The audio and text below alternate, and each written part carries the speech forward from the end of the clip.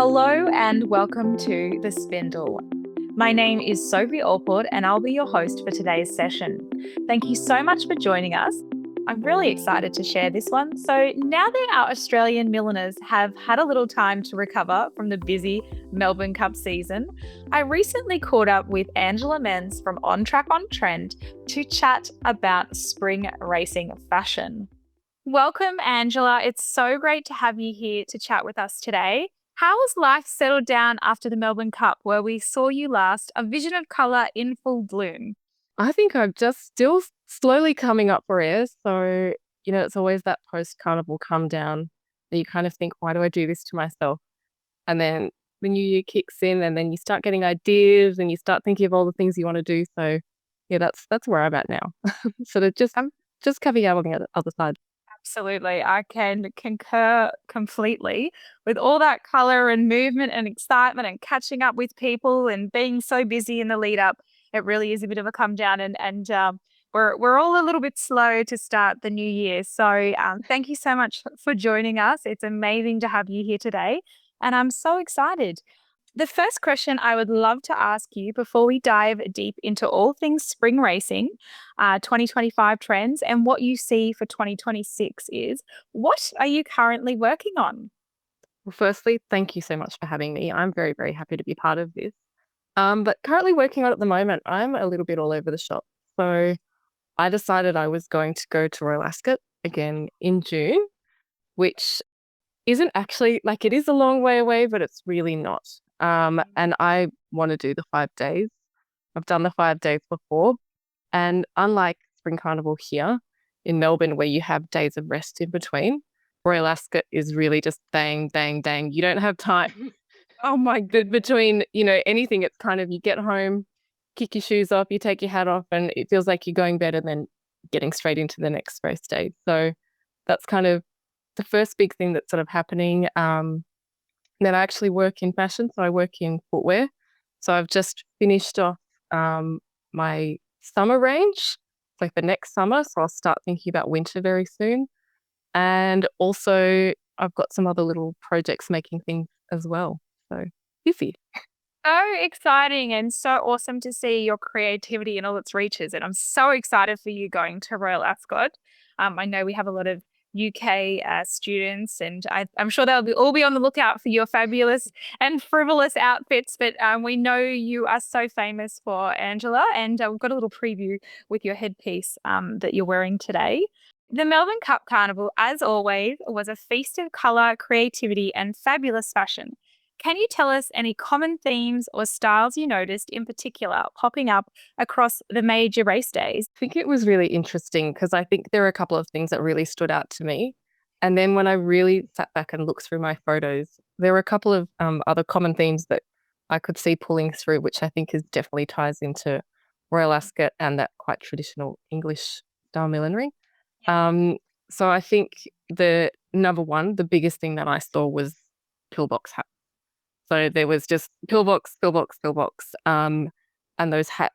Pillboxes really being worn to the rear of the head. So even if it wasn't a pillbox, I think the way in which people were wearing them was, tilted towards the back of the head like a pillbox. So I think that was, for me, the absolute standout of Huge. Couldn't agree more. millinery.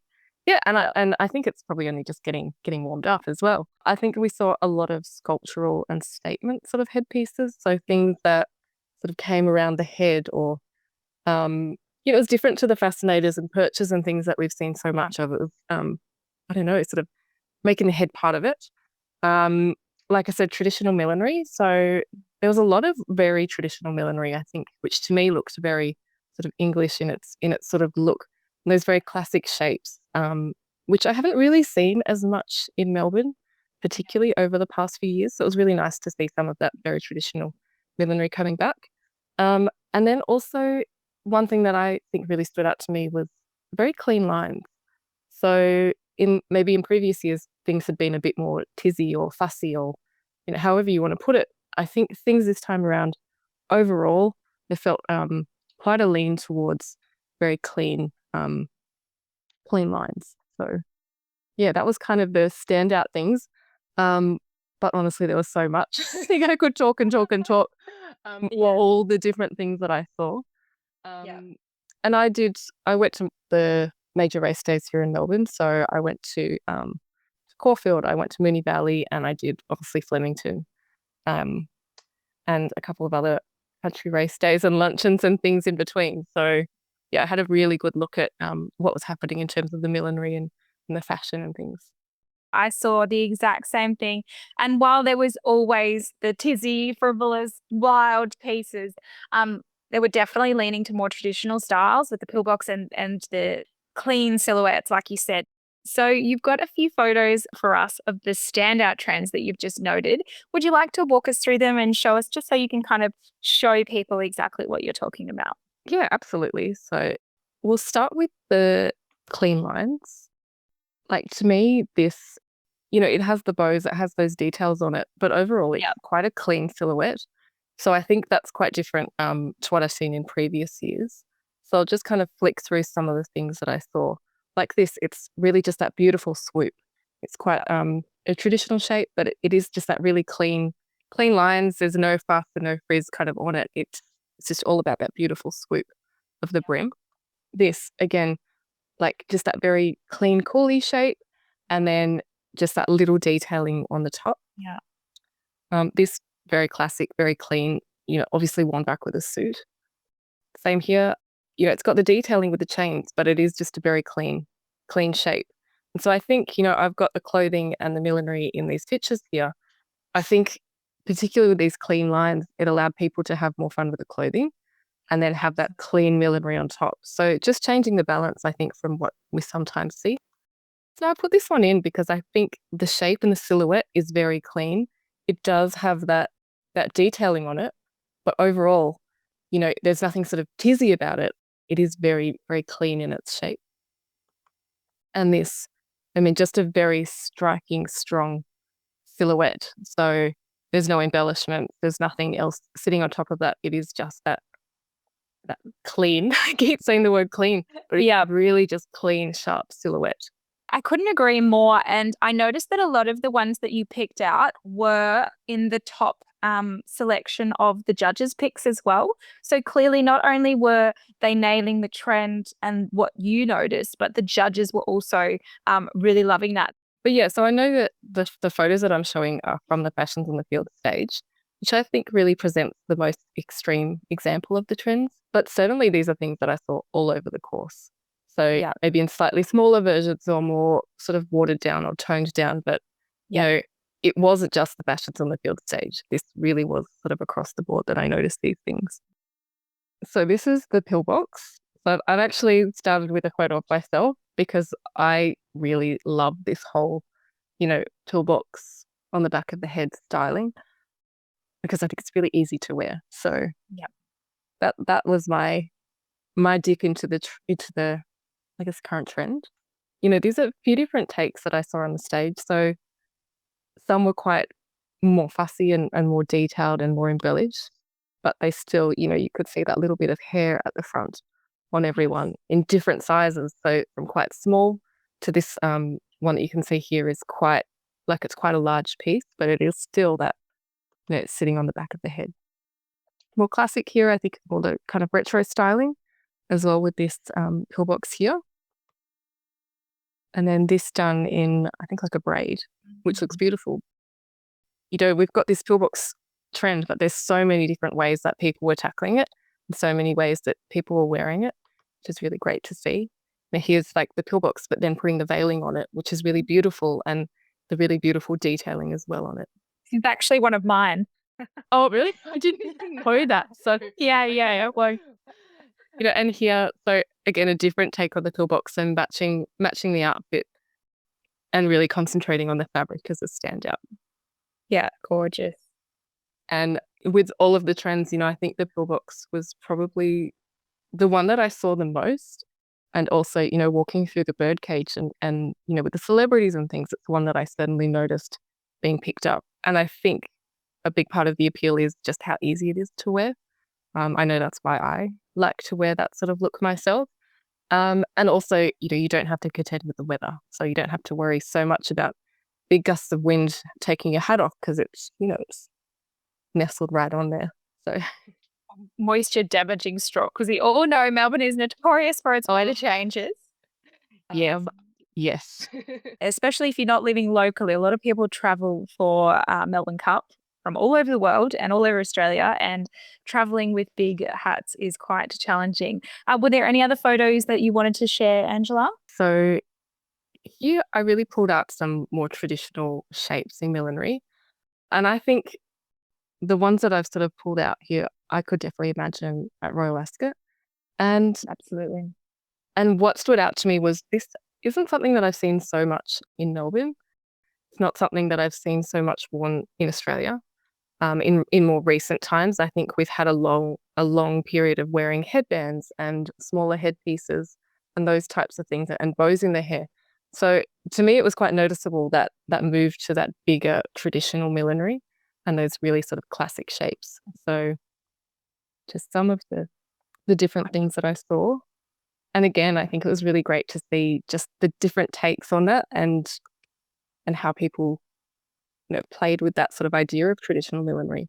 And then, sometimes having very traditional outfits to go with it, and then sometimes having very contemporary outfits and it working just as well either way. So I thought that was really nice to see because, we're milliners. We love that classic sort of millinery. So yeah, this one I think actually spoke to Kentucky Derby, but it had that big, that very like that's a hat. So there's no missing that.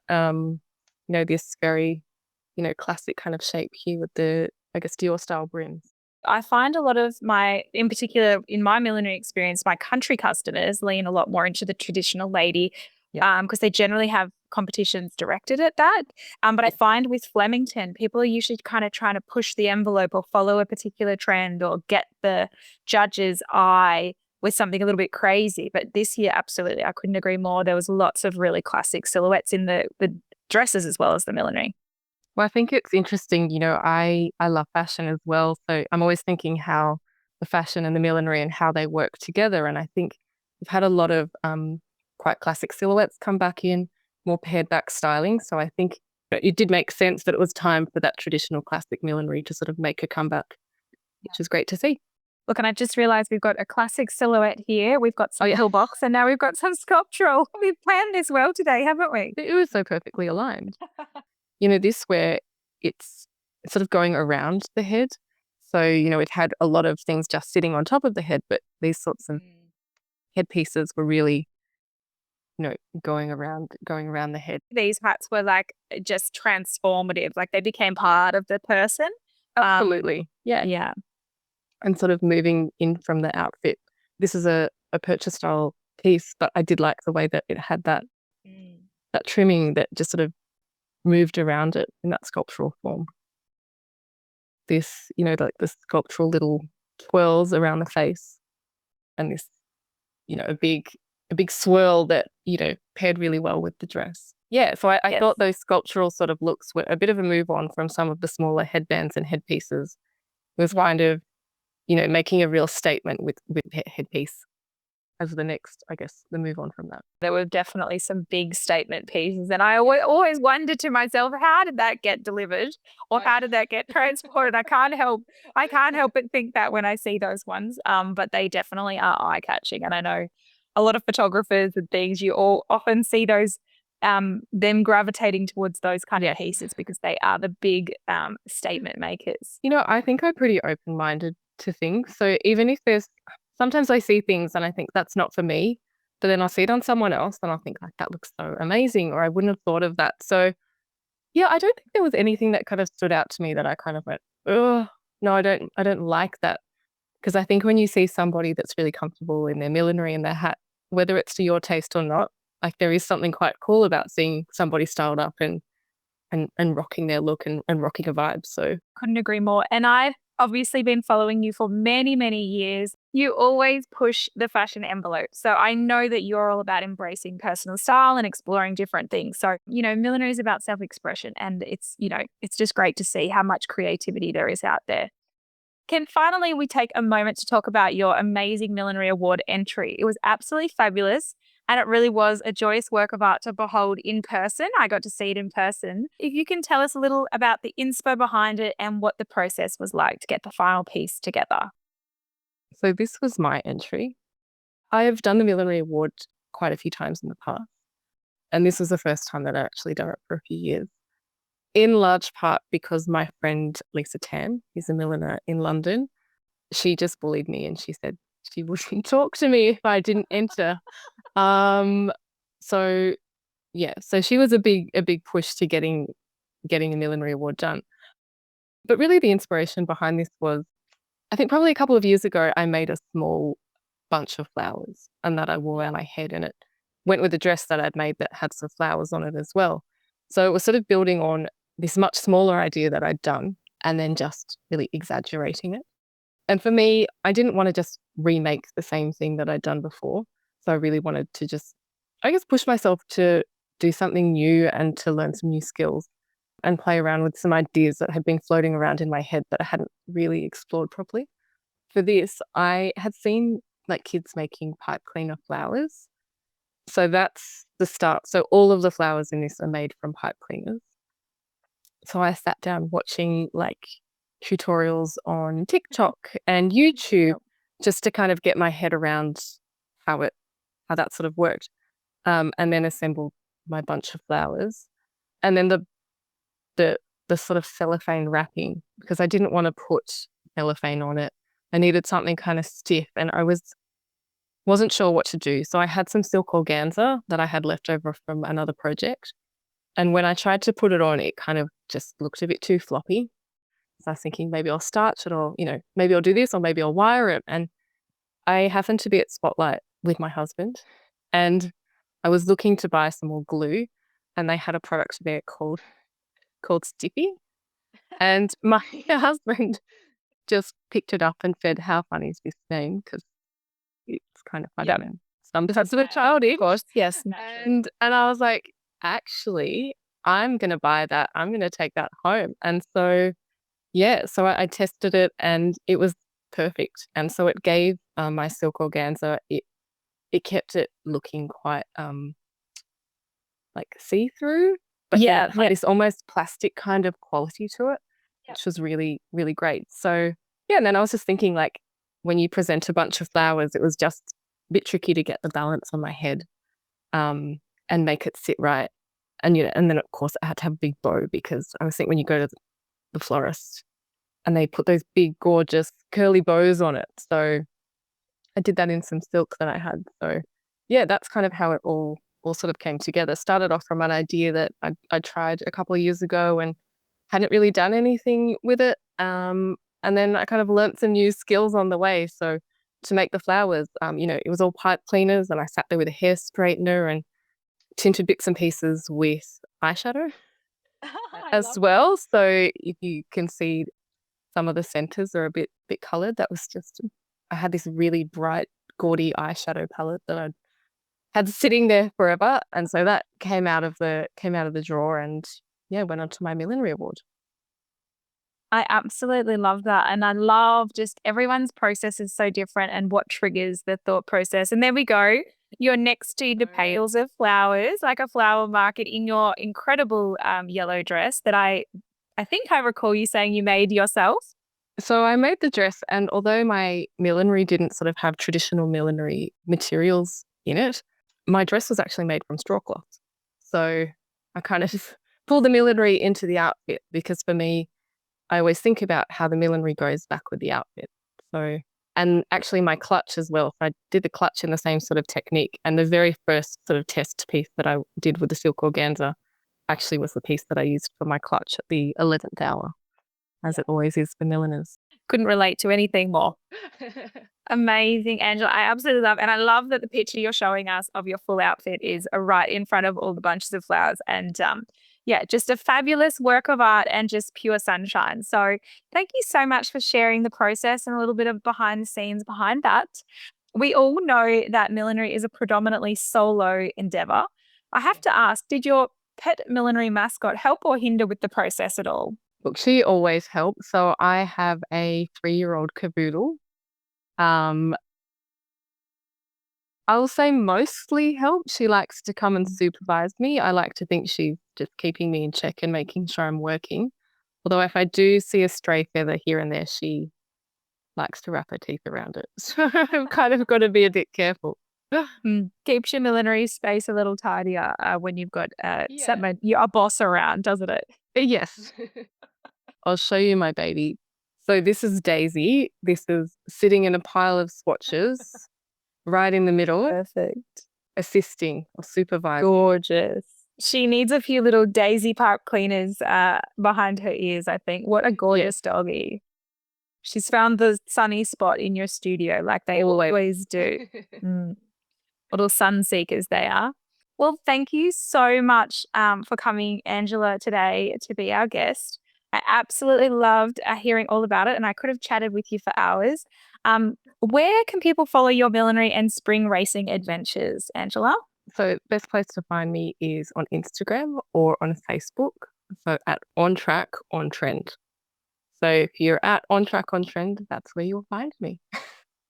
Amazing. And Angela's always sharing incredible outfits from her own to people all over the world, not just in Australia. So she's a great resource for inspo and trends and things like that. So we're so grateful to have you on today. And thank you so much. Anything you want to leave our students with today, Angela?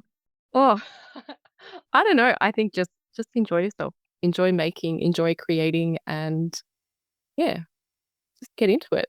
Thank you so much for having me. I really appreciated. Really enjoyed coming on and speaking with you. It's been amazing. Thanks so much, Angela.